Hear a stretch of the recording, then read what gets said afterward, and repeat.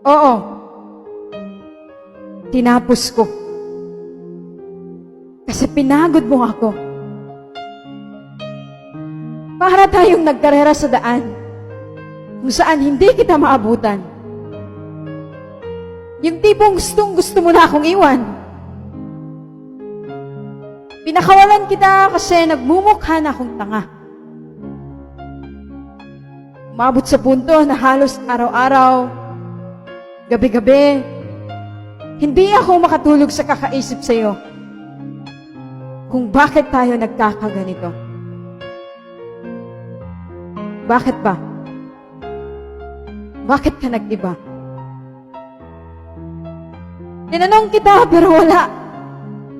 Wala kang sagot na tama. Kasi ganon din naman eh. Mali na. Mali nang ipagpatuloy pa ang relasyong giniba mo na. Ang sabi mo lang, napagod ka na. Bakit? Ikaw lang ba ang pagod? Ikaw lang ba ang umiiyak sa tuwing ang mga puso nating dalawa ay wasak? Hindi ibig sabihing pagod na ako, hindi na kita mahal. Ipinaglaban kita. Alam mo yan. Siguro, umabot lang talaga sa punto na ayoko na. Daig ko pa nga si Darna na kahit ang gulong-gulo na, humahanap pa din ako ng rason para ipaglaban ka. Pero, ayoko na. Pagod na ako.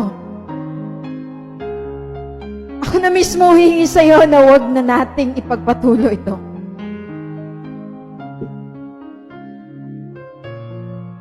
Kapag ba sumuko, talo na? Parang naglolokohan naman tayo dito kung sabihin kong ilalaban pa kita kahit alam kong ang paglaban ko ay yung pagsuko mo na. Siguro sa isang pagkakataon, lalaban ako.